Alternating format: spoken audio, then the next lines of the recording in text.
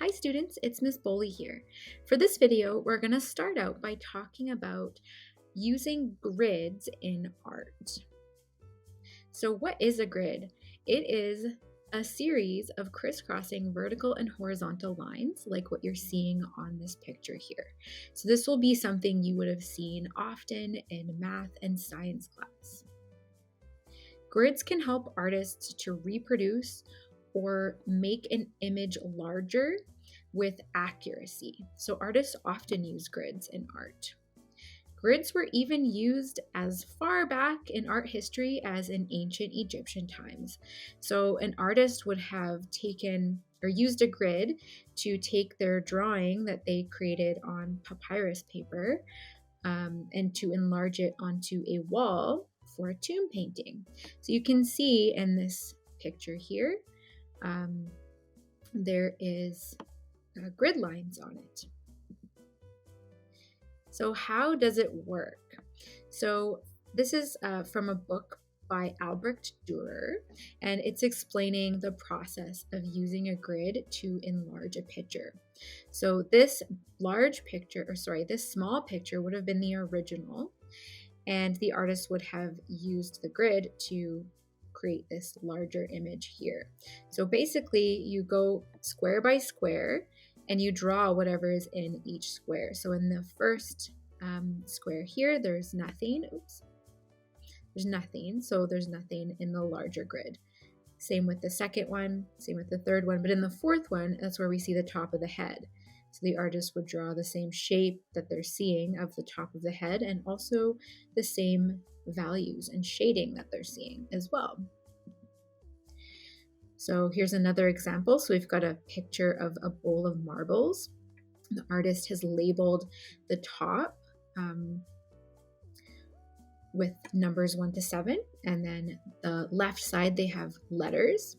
So in square A1 we see again nothing. A2 is where we see the edge of the bowl, so the artist would draw that in, and then A3 the top of the bowl, and then we see the first marble in square B2, so they would draw that in there. So it really helps to create a reproduction of a drawing or an enlargement of a drawing with accurate proportions. So let's see how this will work in our own art. All right, so I've printed out my grid, I've printed out my image, and I also have printed out a value scale. You can make a value scale or print it out, whatever is easier. And now what I'm going to do is I'm going to look at my square A1 and I'm going to sort of count how many little lines I'm seeing in the image.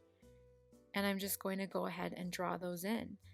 I'm also checking to see what values I'm seeing. So with those lines, those vertical lines in the picture, I think they're about like a dark gray value. So on my value scale, it would be sort of at the darker end there. So I'm just going to go and sort of try to replicate what I'm seeing in each square. It's a slow process and I'm doing it slowly and carefully, but it's going to be awesome. It's going to make awesome results. So I see 1, 2, 3, 4, 5. Is there 4? Ooh, I need to make them a little bit closer together, I think. The first little bit is kind of the most trickiest because you have to get everything sort of started, but once it's started, it's a lot easier. So now those spaces in between are more of the lighter side of my value scale. So I'm going to use light pressure to sketch that in. So I'm basically going square by square. I'm not really drawing lines, really. I'm mostly shading values. I'm doing large areas of value. And I see that there's some little dots. Okay, so square A1 I feel like is all done. And now I'm going to move on to square A2. So let's zoom in a little closer and sort of see what I'm doing here with square A2. So if you look on the left on the photo, I'm just looking and sort of duplicating what I'm seeing there. I'm using the dark values and then the lighter values for the in-between spaces.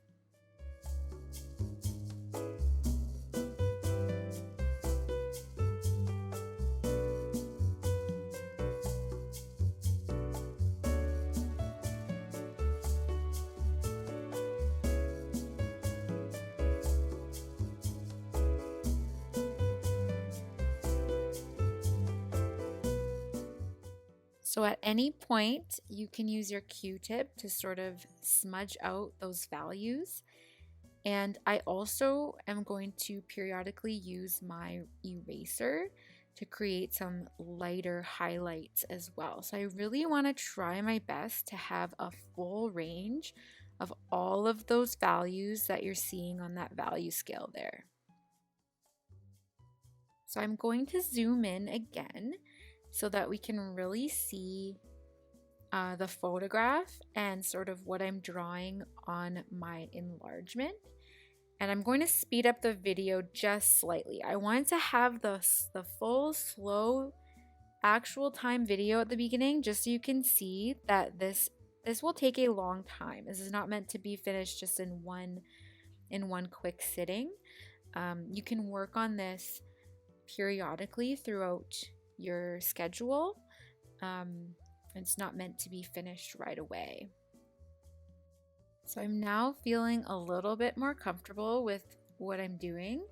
And now I'm going to focus on just drawing some lines as a guide to show me where to do those dark rings. Okay, so I'm starting to do that second one there that you're seeing.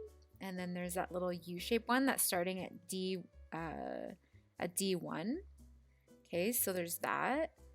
And then there's the other ones. And then I'm gonna just kind of go back and forth between creating those lines and then shading in what I'm seeing in my image.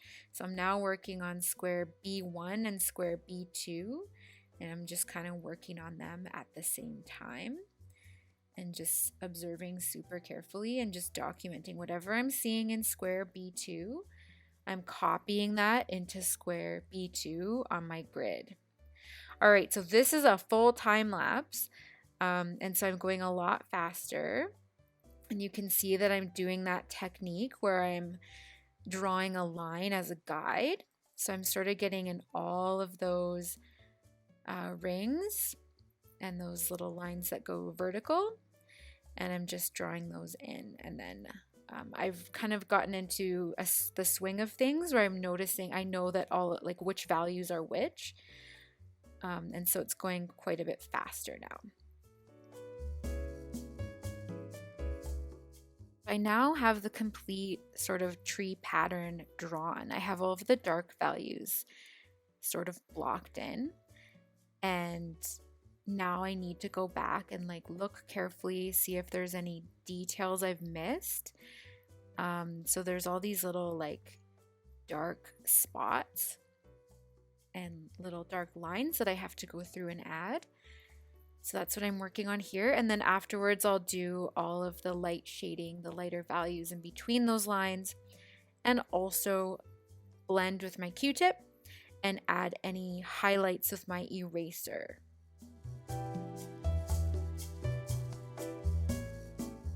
Also doing a quick look over of the overall drawing to see if there's any areas that I can put some more attention into. And any areas that need to maybe be darker or lighter. Okay, I'm happy. So I've decided to cut this out and glue it into my visual journal. And the reason why I wanted to cut it out is because then it's not as noticeable with the grid lines and the numbers and the letters and stuff. It looks more like a finished piece of art. So you want to cut it out, glue it into your visual journal, or even glue it onto a colored sheet of paper, a black sheet of paper, just to really make it pop. All right, and that's my finished project. I'm going to use a Sharpie to just write the date and what this is a drawing of. So this is our wood grain grid drawing All right, cannot wait to see your art. Thank you so much for watching.